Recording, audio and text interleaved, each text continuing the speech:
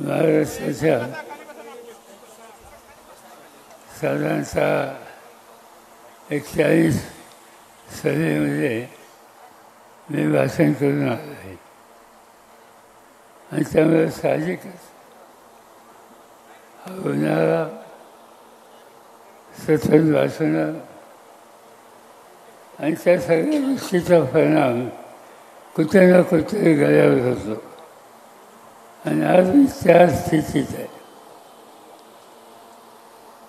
आज लोकसभेच्या निवडणुकीच्यासाठी आपण सगळे एकत्र आलो. ही निवडणूक देशाची आहे आणि देशाला एक नवीन दिशा देणं, नवीन रस्ता दाखवणं हे करण्याची आवश्यकता आहे आणि त्या दृष्टीने ही निवडणूक अत्यंत महत्त्वाची आहे. देशामध्ये अनेक पक्ष आहेत. त्याच्यापैकी भारतीय जनता पार्टी हा एक पक्ष आहे आणि त्यांच्या हातामध्ये देशाचं राज्य आहे. आमचा प्रयत्न आहे की त्यांना संबंध देशाचा अधिकार दिल्यानंतर ज्या पद्धतीनं त्यांनी पावलं टाकली, निर्णय घेतले, त्यामुळं समाजाचा मोठा वर्ग आज अस्वस्थ आहे आणि म्हणूनच हे संबंध देशाचं राजकारण योग्य रस्त्यावर कसं आणता येईल त्याचा विचार आम्ही व्यक्त करतो. वेगवेगळ्या पक्षाच्या लोकांना आम्ही एकत्र बसवलं. इंडिया नावाचं एक नवीन संघटन काढलं आणि हे संघटन काढल्याच्या नंतर परिस्थिती बदलायला लागली. आज केरळमध्ये भाजपचं राज्य नाही, तिथे डाव्या पक्षाचं राज्य आहे. आज तामिळनाडूमध्ये भाजपचं राज्य नाही, त्या ठिकाणी दुसऱ्या पक्षाचं राज्य आहे. आज आंध्रमध्ये भाजपचं राज्य नाही. आणखीन असे अनेक राज्य आहेत की त्या ठिकाणी भाजपचं राज्य नाही. राज्य आहे कुठं? महाराष्ट्रात त्यांचं राज्य आहे, गुजरातमध्ये त्यांचं राज्य आहे, मध्य प्रदेशमध्ये त्यांचं राज्य आहे, राजस्थानमध्ये त्यांचं राज्य आहे, उत्तर प्रदेशमध्ये त्यांचं राज्य आहे, आसाममध्ये त्यांचं राज्य आहे. ही जी यादी मी असली तेवढे देश सोडले तर बाकीच्या कुठल्याही ठिकाणी आज भाजपचं राज्य नाही. आणि त्या पार्श्वभूमीवर लोकसभेची निवडणूक होते आणि म्हणून आमचा प्रयत्न आहे की या देशाच्या जनतेच्या सुखदुःखाची समृद्ध होणारी नीती ही घेऊन देशाचा कारभार आज करण्याची आवश्यकता आहे आणि तो यशस्वीपणाने करायचा असेल तर भाजपचा पराभव केल्याशिवाय दुसरं गत्यंतर नाही. महाराष्ट्रामध्ये अनेक पक्ष आहेत, आपल्या भागामध्ये आहेत.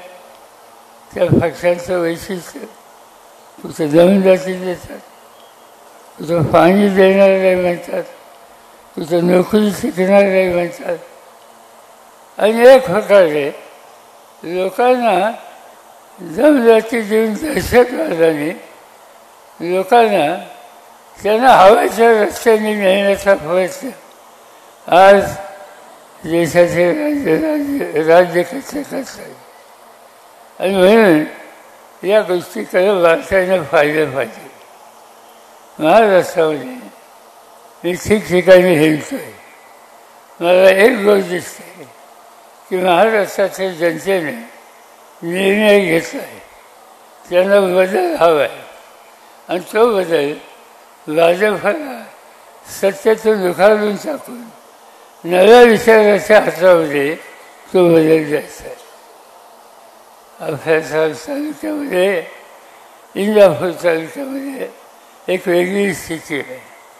आज या ठिकाणी माझी खात्री आहे किंवा सगळ्यांच्या सामुदायिक शक्तीनं आज इंदापूर तालुक्यात तुमच्या हातात सत्ता येईल याच्याबद्दल माझ्या मनात शंका नाही. काही लोक दुसरं सांगतात, काही लोक सांगतात. एक आहेत त्यांना मी आमदारसुद्धा केलं होतं, त्यांना मंत्री केलं होतं आणि ते सांगतात. त्यांनी सांगितलं काल मला काही लोक आले द्राक्षाची शेती करतात इंदापूर तुमच्या संसदच्या वर्षावर आणि त्या लोकांनी सांगितलं की आम्हाला तुमच्या पक्षाला सहकार्य द्यायचं आहे. तर आम्हाला हे सांगण्यात आलं की तुम्ही जर या लोकांना सहकार्य करत असाल तर तुमच्या शेतीचं पाणी आम्ही बंद करू. अशी गमतीची गोष्ट आहे. शेतीचं पाणी याच्या बाप दादाची इस्टेट नाही, हा शेती ते घेऊ खात. मी त्यांना एवढंच सांगू शकतो, अरे मामा जरा जपून काय बोलतो हे लक्षात ठेव, तुझ्यासाठी बोलतो हे लक्षात ठेव. तुला सगळं करायला वेळ लागणार नाही. तुला काय गोष्टी आम्ही केल्या नाही, तुझ्यासाठी काय केलं नाही. गुजरातमधनं औषधा कंपनीच्या एजन्सी त्यांना हवा होत्या माझ्याकडे. मी कोणाला बोलायचं त्यांच्याशी बोललो. होता कार याची एजन्सीत मदत पाहिजे, आणखीन काही दुकानं काढायची त्याच्यात मदत पाहिजे. आम्ही असा विचार करतो की लहान कुटुंबातनं लहान समाजातनं काही लोक येत असतात, त्यांना उभं करण्याच्यासाठी शक्ती देणं पाठिंबा देणं याची गरज असते आणि ती भूमिका मी घेतली. पण ती भूमिका घेतली त्याचा परिणाम त्यांचे पाय आज जमिनीवर राहिलेले आहेत.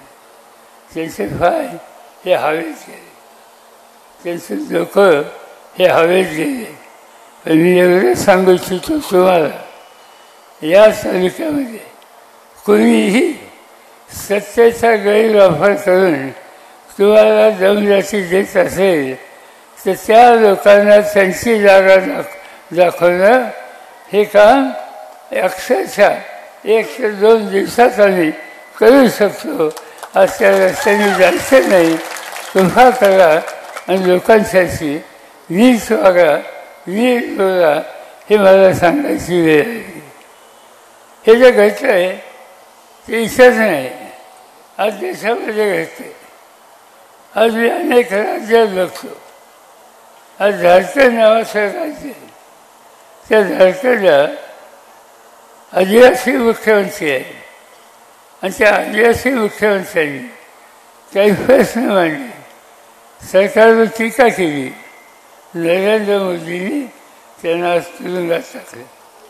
अरविंद केजरीवाल हे दिल्लीचे मुख्यमंत्री अतिशय चांगलं काम करतात.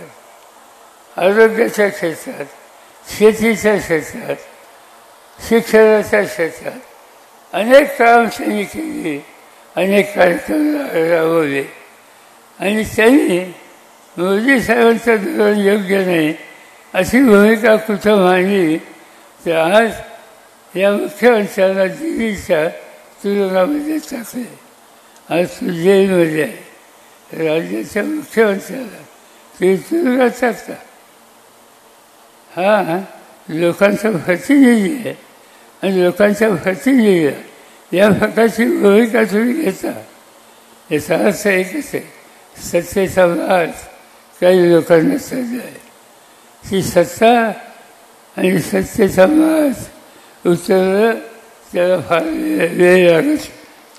वेळ लागणार नाही. मी खात्री देतो तुम्हाला, ज्या लोकांच्या डोक्यात सत्तेची हवा गेली आणि ते लोक तुम्हा सगळ्यांना दमदाची आणखीन काही गोष्टी करत असतील तर तुम्ही व्यक्तींची चिंता करू नका. सरळ सवाल तुमच्या फाशीशी कायम उभं राहील ही गोष्ट या ठिकाणी सांगतो. आणि मला कसा बसल्यामुळं अधिक बोलणं शक्य नाही. पुन्हा काहीतरी घेईन आणि सविस्तर बोलेन आणि तुम्हाला लोकांना साथ देईन एवढंच या ठिकाणी सांगतो. त्यासाठी सुप्रिया सुळे यांची उमेदवारी आज आपल्या पुढे दिली. 3 वेळेला तुम्ही त्यांना निवडून दिला. 4थ्या वेळेला पुन्हा एकदा त्यांना काम करायची संधी द्या. त्यांची जी खून आहे ती जी खून लक्षात ठेवा आणि ती खून लक्षात ठेवून मोठ्या मताने त्यांना विजय करा. हे तुम्ही कराल अशा प्रकारची अपेक्षा या ठिकाणी व्यक्त करतो आणि माझे 2 शब्द संपवतो.